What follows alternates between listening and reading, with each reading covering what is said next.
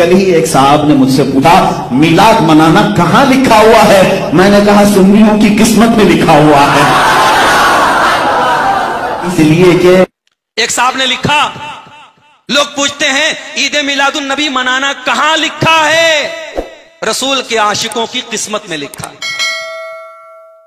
भाई अगर ये इस किस्म की दलीलों से अगर हम शरीयत के मसाइल हल करेंगे, हमारे ईसाई भाई हजरत ईसा का जश्न विलादत मनाते हैं 25 दिसंबर को। अब हम उनसे पूछे भाई तुम क्रिसमस क्यों मनाते हो, इसकी दलील क्या है, इसका सबूत क्या है? वो कहेगा हमारी किस्मत में लिखा है। किस्मत में लिखा है ये कोई दलील नहीं है, दलील कुरान और सुन्नत में लिखा होना चाहिए। मेरे भाइयों, नेकी वो नहीं है जिसे हम और आप नेकी समझें, नेकी वो है जिसे रब के कुरान ने नेकी का दर्जा दिया हो, नेकी वो है जिसे मोहम्मद रसूलुल्लाह ने नेकी का दर्जा दिया हो। कुरान करीम में सूरह कहफ की आखिरी आयत में अल्लाह कहता है फमन कान यरजू लिका रब्बिही फलयामल अमलन सालिहा। अगर अपने रब से मुलाकात करना चाहते हो, अगर जन्नत में जाना चाहते हो तो ऐसा अमल करो जो नेक अमल हो। वला युशरिक बिइबादति रब्बिही अहदा। और दुनिया से शिर्क के बगैर जाओ, शिर्क न करना, शिर्क न करना, शिर्क के बगैर तुम्हें दुनिया से जाना है। शिर्क से बचो और जो अमल करो वो अमल नेक हो। अल्लाह के यहाँ ये नहीं देखा जाएगा कि आप कितना अमल करते थे, अल्लाह के यहाँ ये देखा जाएगा आप कैसा अमल। भाई हम तो ये समझते हैं कि मेरे रसूल का जिक्र सिर्फ रबीउल अव्वल में नहीं होना चाहिए। ये तो बंटवारे हमने किए हैं कि रबीउल अव्वल आया तो इसका नाम हमने रबीउल नूर रख दिया, रबीउल सानी आया हमने उसका नाम रबीउल गौस रख दिया, फिर कोई और महीना आया हमने उसका नाम ख्वाजा गरीब नवाज का महीना रख दिया, कोई और महीना आया हमने उसका नाम कुछ और रख दिया। हमने अलग अलग महीने बना के रखे। ये हुसैन का महीना है, ये हुसैन के नाना का महीना है, ये शेख अब्दुल कादिर जिलानी का महीना है, ये ख्वाजा मोइनुद्दीन चिश्ती अजमेरी का महीना है। मेरे भाइयों, हमारा अकीदा तो ये है रसूल की सीरत, रसूल का किरदार, रसूल की जिंदगी, रसूल की मोहब्बत एक महीने के लिए नहीं और एक तारीख के लिए नहीं, साल के 365 दिन रसूल से मोहब्बत होनी चाहिए। साल के 365 दिन रसूल का नाम अपनी जुबान पर लेना चाहिए। रसूल की मोहब्बत हमारे अमल और हमारे किरदार से साल के 365 दिन जाहिर होनी चाहिए। अगर रसूल से मोहब्बत है तो कोई एक महीना मत खास कीजिए मेरे भाइयों। अगर हम ये खास कर रहे हैं तो इसी का नाम बिदात है। और बिदात का सबसे बड़ा नुकसान यही है, बिदाती तौबा जल्दी नहीं करता है मेरे भाइयों। और बिदात का एक बहुत बड़ा नुकसान यह है कि कल कयामत के दिन अल्लाह के रसूल उसकी हौज़े कौसर से उसको धुतकार के भगा देंगे। सही मुस्लिम की रिवायत है कि कल कयामत के दिन अल्लाह के नबी सल्लल्लाहु अलैहि वसल्लम जब हौज़े कौसर पे जब अपने उम्मतियों को पानी पिला रहे होंगे कौसर का, तो कुछ लोग आएंगे और कहेंगे ऐ अल्लाह के नबी आप हमें भी ये शरफ अता फरमाएं। अल्लाह के नबी उनको पिलाने की कोशिश करेंगे लेकिन फरिश्ते रोक देंगे, ऐ अल्लाह के नबी आप इनको हौज़े कौसर का पानी नहीं पिला सकते। अल्लाह के नबी पूछेंगे क्यों? तो जवाब दिया जाएगा, फरिश्ते जवाब देंगे इन्नका ला तदरी मा अहदसु बादक। प्यारे नबी आप नहीं जानते इन्होंने आपके बाद आपके दीन में कौन कौन से नए काम निकाले। मेरे भाइयों, अगर जश्न मनाने की बात है तो सिर्फ रसूल की पैदाइश का दिन ही जश्न नहीं है। उससे बड़ा जश्न तो वो दिन है जिस दिन अल्लाह के रसूल को नबूवत अता की गई। उससे बड़ा तो जश्न का वो दिन है जिस दिन अल्लाह के रसूल मदीना मुनव्वरा तशरीफ लाए। अगर हम जश्न मनाने निकलेंगे और अगर हम गम मनाने निकलेंगे, न जाने कितने सहाबा की शहादत की तारीखें साल के 360 दिन आती रहती हैं और न जाने कितनी बड़ी बड़ी हस्तियों की पैदाइश के दिन साल के 360 दिन आते रहते हैं। ये रस्म रिवाज, ये खुशी, ये पैदाइश पर खुशी मनाने का कल्चर और ये किसी के मरने पर हर साल गम मनाने का चक्कर, ये इस्लाम का कल्चर ही नहीं है, ये इस्लाम की तहजीब ही नहीं है। इस्लाम बड़ा सिंपल दीन है, इस्लाम बड़ा सिंपल मजहब है। एक बंदा मुझे कहने लगा इस दिन आप ईद क्यों नहीं मनाते? मैंने कहा बेटा न इतनी पैदाइश की खुशी मना के तुझे वफात भूल, इतना वफात का गम ले के न तुझे पैदाइश भूल। मुझे कहने लगा वफात गम तो वो मनाए जिसका कोई मर गया, मेरे पाक पैगंबर जिंदा है।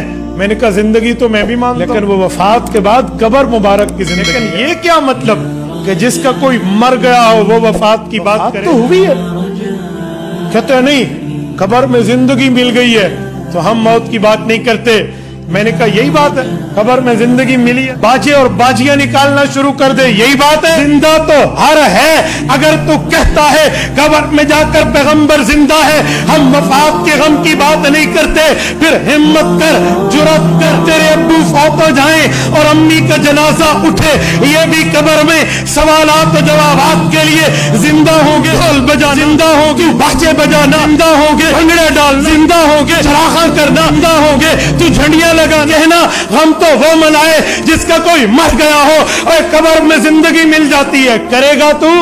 کہتے جی نہیں۔ میں نے کہا کیوں؟ ایک بندے نے عجیب بات، میں حیران ہوں اس کے الفاظ پر، نثار تیری چہل پہل پہ ہزاروں عیدیں ربیع الاول سوائے ابلیس کے جہاں میں سبھی تو خوشیاں منا رہے ہیں۔ بتا رہا ہے جس کو ربیع الاول میں خوشی نہیں ہے نا وہ ابلیس ہے، نعوذ باللہ من ذالک۔ پھر میں نے جواب میں کہا گود عائشہ میں پیغمبر انتقال کر گئے، ابلیس کو خوشی کی سوجی، صحابہ پہ غم چھا گئے، تو تو بھی کہہ پھر ہم بھی کہیں گز دا میدان۔ اس لیے وفات بھی اسی مہینے، پیدائش بھی اسی مہینے میں۔ آپ پیدائش کی اتنی خوشی نہ کرنا کہ وفات پر حاوی ہو جائے، وفات کا اتنا غم نہ کرنا کہ پیدائش پہ حاوی ہو، برابر سرابر کا معاملہ رکھنا۔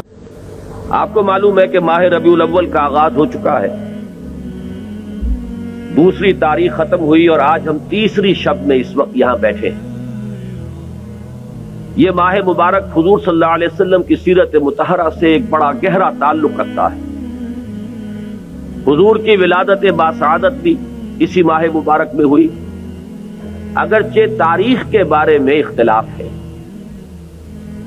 حضور کا انتقال بھی اس ماہ مبارک میں ہوا، اور وہ متفق علیہ تاریخ ہے 12 ربیع الاول اصل میں حضور کا یوم وفات ہے، اور اکثر محققین کی رائے یہ ہے کہ آپ کا یوم ولادت جو ہے وہ 9 ربیع الاول ہے۔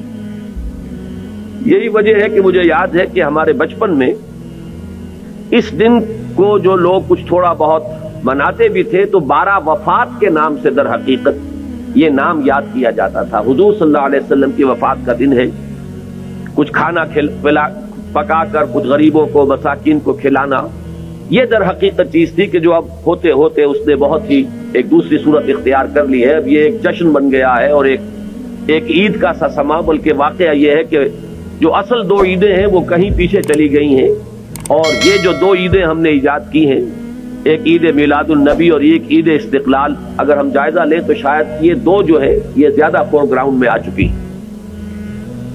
لیکن یہ کہ جہاں تک آپ کی ولادت اور آپ کے وفات کا اس ماہ مبارک میں ہونا ہے وہ ثابت ہے۔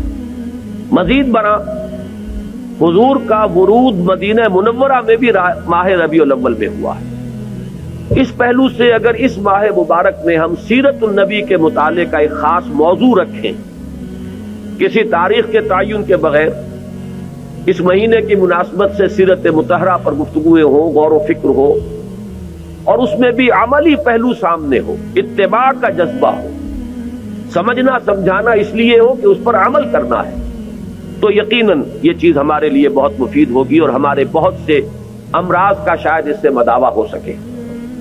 یاخذون بسنتہ ویقتدون بامرہ ثم انہا تخلف من بعدہم خلوف۔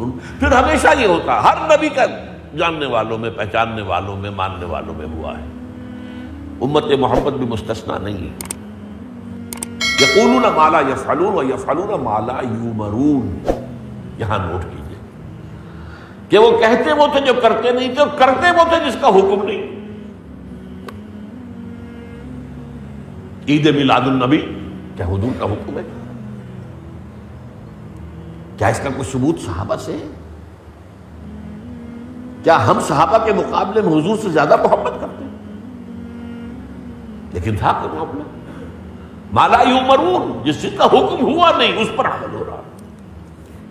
یہ ہے در حقیقت رسم پرستی، اور رسم کے اندر پھر اضافہ ہوتے چلا جاتا، اس پر ردے پر چڑھتے چلے جانا جو ہے، یہ دوسرا سبب ہے۔ اور اس کا ایک نتیجہ جو نکلتا ہے وہ اسی پر بات ختم کروں گا، اگرچہ ایک اور حدیث جو ہے اس موضوع پر بہت اہم ہے۔ نتیجہ کیا نکلتا ہے؟ جہاں بدعت آئے گی سنت رخصت ہو جائے گی۔ اب نماز جنازہ کی وہ اہمیت نہیں ہوگی، نہ نماز جنازہ یاد کرنی ہے، نہ دعا یاد کرنی ہے، کچھ پتہ نہیں، جا کے کھڑے ہو گئے ہیں، وضو بھی ہے کہ نہیں ہے، لیکن قرآن خوانی میں تو جانا ہی جانا۔ یہ کیوں ہوتا ہے؟ ورنہ یہ کہ نماز کی اہمیت ہوتی، نماز جنازہ کی، آپ اگرچہ عربی نہیں آتی لیکن ترجمہ تو اس دعا کا یاد کر لینا کوئی مشکل کام نہیں ہے، تاکہ کھڑے ہوں، دل سے دعا مانگے،